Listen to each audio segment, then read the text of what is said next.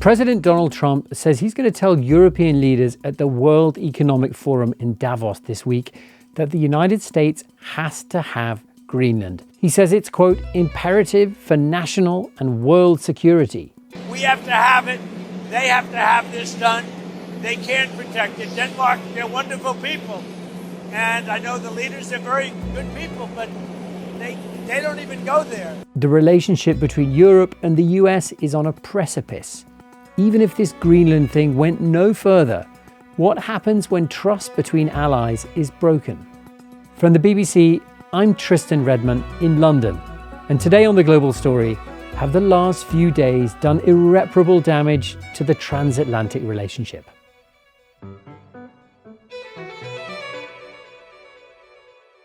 I'm here with the BBC's world news correspondent, Joe Inwood. Joe, thank you so much for joining us. Nice to be with you. A few weeks ago, I was thinking that the Greenland question had kind of disappeared off the diplomatic radar. We haven't heard anything about that in a while. And sure enough, it came back with a great big bang. Can you remind us of how it came back to looming quite so large again so quickly? Yeah, so I'm sure people will remember a couple of weeks ago, and it's amazing to think it was actually only just a couple of weeks ago, when on a Saturday morning, the US launched this extraordinary military operation in Venezuela, where they basically captured the Venezuelan president Maduro. Now, whatever your view of the US president, it was an extraordinary military operation, and the phrase that was used afterwards, he was then going on a geopolitical sugar rush, and we then had him talking about taking action against Colombia, taking action against Cuba, and also in that same conversation, he mentioned owning Greenland. Now, this is something he'd spoken about before, and I think people sort of thought he was just getting maybe a bit carried away here, and didn't think anything was going to come of this. But then we got a tweet by the wife of Stephen Miller. He's a key Trump advisor, Katie Miller. And it basically was a map of Greenland with the stars and stripes over it. And it said, soon. And this, from here, seems to have been, I'm not attributing direct cause and effect, but basically from here, the conversation about the US trying to take over Greenland has come rushing back, and it's led us to where we are today. What does Donald Trump say he actually wants from Greenland? The public argument that the US makes is that Donald Trump makes is that Greenland is essential for US security. In order for the US to be able to protect itself from Russia, from China, from other Arctic threats, they need to have control of Greenland. They're in the process of trying to, of the early stages of building something which he calls the Golden Dome. This is a pan-North America anti-missile defense system like Israel's Iron Dome. And he says that they need to have Greenland to put components here. This isn't the first time, though, that there's been tension between the United States and Europe over Greenland. But it does feel like it's the first time where it's taken on the aspect of a major crisis. What is it that's actually tipped it into the space where we are now? What's clearly different is just how far this argument has gone. Now, if you're to listen to Donald Trump's reasoning, he attributes it to a deployment of a European security mission. Basically, a number of European troops last week went to Greenland. Now, this is in preparation for a bigger mission. And what they were trying to do, when you read their press releases, is reassure the United States. One of the criticisms there's been of Europe is they're not in a position to defend Greenland. They can't protect it against the Russians or the Chinese. And so what they've done is they've sent out a small number of forces to prepare for a big mission to say to the US, look, we're taking this seriously, we can defend Greenland. But how it seems to have been interpreted by Donald Trump, he seems to have interpreted this Operation Arctic Endurance as some sort of operation against the United States. He says their purpose there is unknown, they're playing a risky game. What he seems to be implying is that they have sent troops there to deter him rather than to deter Russia and China. He seems to have used that as his excuse to put these punitive tariffs on, or to propose putting them on. Now, I think it's fair to say, if the European powers were at the point that they were trying to put forces in place to deter American aggression, they might send more than a couple of troops. And it seems to be only the White House that's interpreted it a different way. I mean, it feels a bit like a sort of they're damned if they do and damned if they don't, because if they hadn't sent any troops, it's quite conceivable that the United States would have accused them of not taking Greenlandic security seriously enough. So what is Donald Trump's next move? Yeah, so what we then get is on Saturday, Donald Trump puts out a post on Truth Social, his own social media platform. He basically says, we've subsidized Denmark and all of the countries of the European Union and others for many years by not charging them tariffs or any other forms of remuneration. Now, after centuries, it's time for Denmark to give back. World peace is at stake. China and Russia want Greenland, and there is not a thing that Denmark can do about it. They currently have 2 dog sleds as protection, one added recently. Only the United States of America under President Donald J. Trump, all in capitals, can play this game, and very successfully at that. And it then goes on, and this is the crucial bit, it then goes on to announce that there are going to be tariffs, first of 10% and then ultimately of 25%, put on these countries. And it is this message on social media that really ramps up the pressure, the war of words, frankly, you could say the looming economic war between the US and Europe. Okay, so in response to all of that on Saturday, European leaders dispatched ambassadors to meet with each other in Brussels.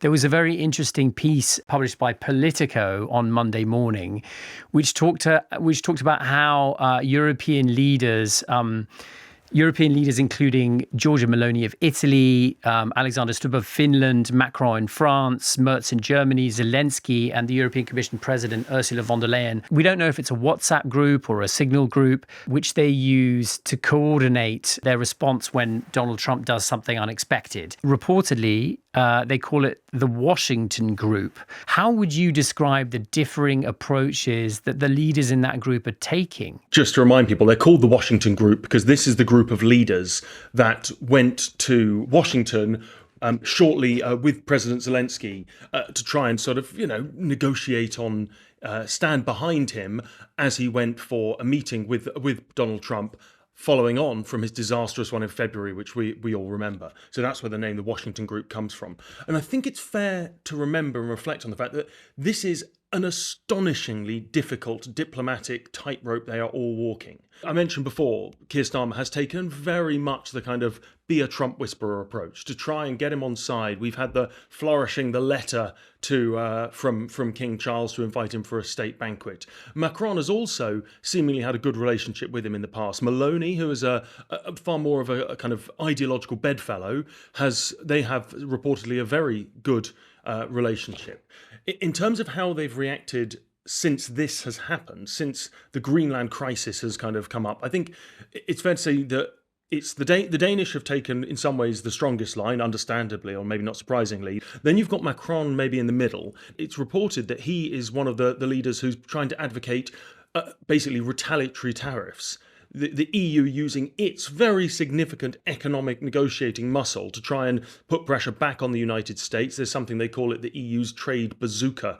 Do we know who coined that name, Joe? No, I don't. It is an excellent one. And it does sort of gives you a slight indication of exactly how serious the consequences would be. It's one of those phrases you hear bandied around a lot. But no, who came up with it? You've got me there. No idea. What exactly is it? It's basically extreme counter tariffs. There's a whole suite of measures, I won't go into all of them now, that would allow basically equal economic pressure to be put back onto whoever they're dealing with. They're anti-coercion tactics, basically. They were designed in case of China decided it was going to try and coerce the European Union. Okay, so that's Macron's proposed approach, but who's actually reining Macron in within that Washington group? I think if we're thinking of this as a scale, we've got Denmark on this side, Macron's here. I think you then come along and you'd say Keir Starmer is slightly more conciliatory. He has, as I mentioned before, always had a very good relationship with Donald Trump. He hasn't accused the US of blackmailing. He hasn't said it's going to be the end of NATO, but he was firm in his speech. I think he made it very, very clear that President Trump's ultimate aim was not acceptable. And then I think probably on the most conciliatory end, you'd have someone like Giorgia Meloni. And I think she is going to be one of the people who is going to try and find a diplomatic path through this. It's also worth pointing out, of course, they weren't involved in the Operation Arctic Endurance, and so they are not being threatened with these retaliatory tariffs. European leaders are coordinating on their Washington chat group. But as we're talking on Monday, Joe, it doesn't feel like any of these approaches are working, whether conciliatory or whether conciliatory or a much more of a stick approach like Macron's, because things seem to be getting even more tense. There's a report that's coming out of a text message that Donald Trump has sent to the Norwegian Prime Minister. Can you just talk us through that? Yeah, this is an absolutely extraordinary message. Now, he has sent this to Jonas Støre, who is the Norwegian Prime Minister. Now, before we go, we should remind people, Norway is the country where the Nobel Peace Prize is based. It's not awarded by the Norwegian government, but it is a Norwegian thing. Now, he sent a text or a letter or some communication to the Norwegian Prime Minister, and he basically said, your country did not give me the Nobel Peace Prize, therefore I don't feel obliged to try and look for peace anymore, and I'm going to act in the US national interest. He linked it. First thing he said, linked his actions over Greenland and a potential change of sort of geopolitical posture to the fact he didn't get given the Nobel Peace Prize. Now, everyone has known for a long time, he's spoken about the fact he feels he deserves a Nobel Peace Prize. He talks about all of the conflicts he's solved. There are many people who would dispute that, but it's certainly something he's always said. For him to link it so explicitly, basically saying, I did not get this and so I will take these future actions, is jaw-dropping stuff, I thought. I mean, he basically said the quiet part out loud. And he then went on to basically say, from now on, since you didn't give it to me, as I said, it's America first. We should say that the Norwegian Prime Minister responded by saying, we don't decide this, and that's that's accurate. But it does just show the tone that this debate has now taken. Can I just read you some of this text message, Joe? Dear Jonas, Jonas is the Norwegian Prime Minister, considering your country decided not to give me the Nobel Peace Prize for having stopped 8 wars plus, I no longer feel an obligation to think purely of peace. And then he goes on to say, the world is not secure unless we have complete and total control of Greenland. Thank you, President Donald J. Trump. What stands out most for you there, Joe? There's one other point that I thought was quite interesting. If I'm just going to read a little bit here, Denmark cannot protect the land from Russia or China. And why do they have a right of ownership anyway? There are no written documents, although that is, as you say, there are literally agreements between the US and Denmark that recognise their right to Greenland. The 1951 agreement that governs their military bases there is based upon an accepting of Denmark's legal ownership of it, or right to it. It's only that a boat landed there hundreds of years ago, but we had boats landing there also. This is a letter from a head of state to the leader of an allied government. And it really is, the whole tone of it is really quite extraordinary. One of the key things that Donald Trump has said throughout this is that the Americans need to defend this, and the Europeans can't do it. And he's also said that the Americans need to own it to defend it. Now, it is explicitly written into the treaty that the Americans can basically do whatever they like. They can build whatever bases they like. They can dig, big harbours. They can fly. They can sail their ships around. There's no restriction on what they can do. And I think the suggestion by the American president that he needs to own it to build his Golden Dome is not borne out by the text of that treaty, shall we say. They don't need to own it. Whether that has a bearing on the outcome is a different matter. Joe, this isn't the first time since his inauguration return to the White House that Donald Trump has done something to provoke or antagonize European leaders. And their critics might say that European leaders have struggled to respond in a cohesive, coherent and united fashion. Is there a pattern that's starting to develop here of provocative action by Donald Trump and disunited response by European leaders? I mean, I think we should say the response hasn't always been disunited, sometimes, but not always.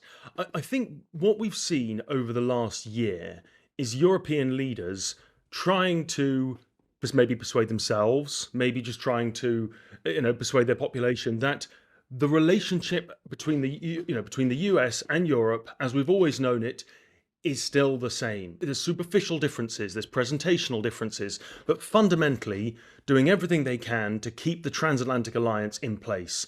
When J.D. Vance turned up to the Munich Security Conference and basically berated European leaders about how the greatest threat to Europe is not, without, it's within, they were offended. They were, they were fairly stony-faced in the auditorium, but they've sort of they've tried to talk their way through it. They've maintained that this is still the closest relationship. So they made it clear that they thought there was still, business as usual. And I think what we've seen in the last 24, 48 hours is a final acceptance that this is not business as usual.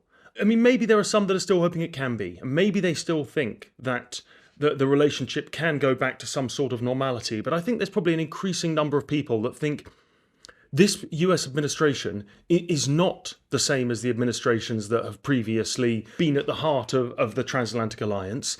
And maybe when J.D. Vance said he thinks that the threat to Europe comes from within Europe, that's because they have a fundamentally different worldview. We are seeing strains upon this historic relationship greater than anything it's seen before. And potentially, the fear is, for people who want to defend it, greater than it can survive. I want to ask you about what happens next, Joe.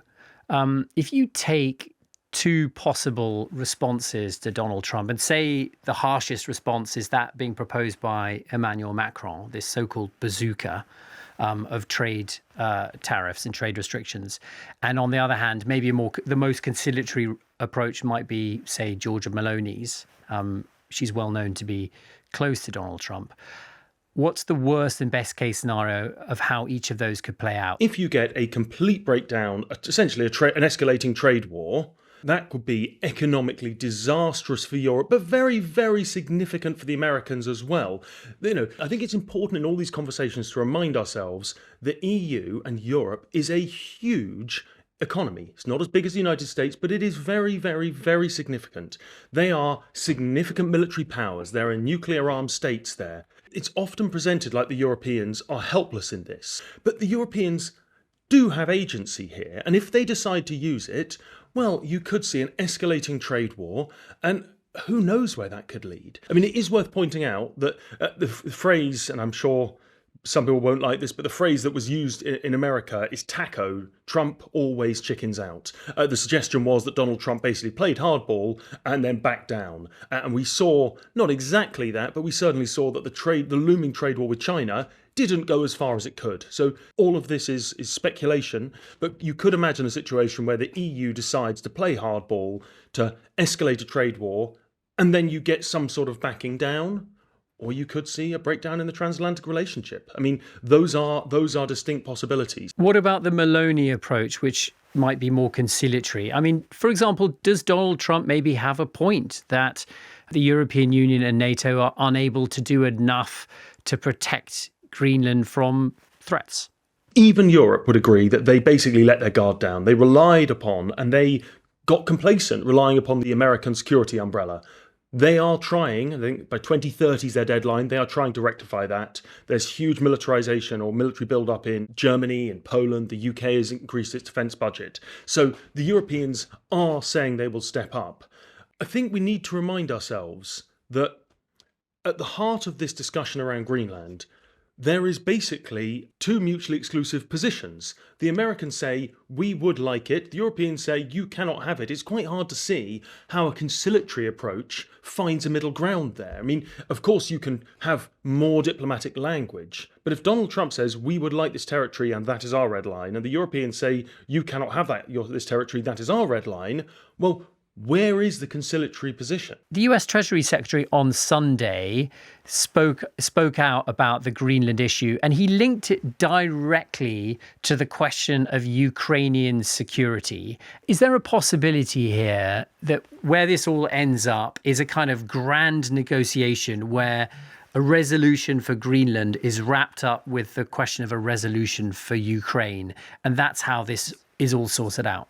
I think that's quite difficult to see because in a way, what we'd be seeing there is the suggestion that the Americans say, we will get a deal that's acceptable to the Ukrainians if you give us Greenland. Now, firstly, There isn't, at the moment, the Americans have proven incapable of finding a deal that's acceptable to the Ukrainians and the Russians. The idea they demand Greenland as a price for that, well, I don't see that as being acceptable to Europe. I mean, I've actually got the quote from Scott Bessent here. He was basically asked if Greenland was more important for American security than NATO. He said that was a false choice, and this is the bit where he goes to link them. He said the European leaders will come around to the idea of America having Greenland, he meant, and they will understand that they need to be under the US security umbrella. He was basically saying, we've got them over a barrel. I still don't see, if the Europeans were faced with that invidious choice between abandoning Ukraine or handing over sovereign territory to the United States, who knows what they would do, but I think that is the point at which they've described as being the end of NATO, and I think it really would be, I don't know how many times I can use the word unprecedented, but even in the context of unprecedented things, that will be even more unprecedented. Could the United States regret alienating allies in Europe, particularly if the Europeans then start to ally themselves more closely with China? I don't think Europe is going to start allying itself with China, but it could start to become more neutral when it comes to the future great power rivalry between America and China, and that would have serious consequences. One of the things, America is undoubtedly the world's preeminent military superpower, but the reason it's the diplomatic superpower as well is because of its alliances. NATO is the most successful military alliance, and the Western alliance has been the most successful diplomatic alliance of the modern world.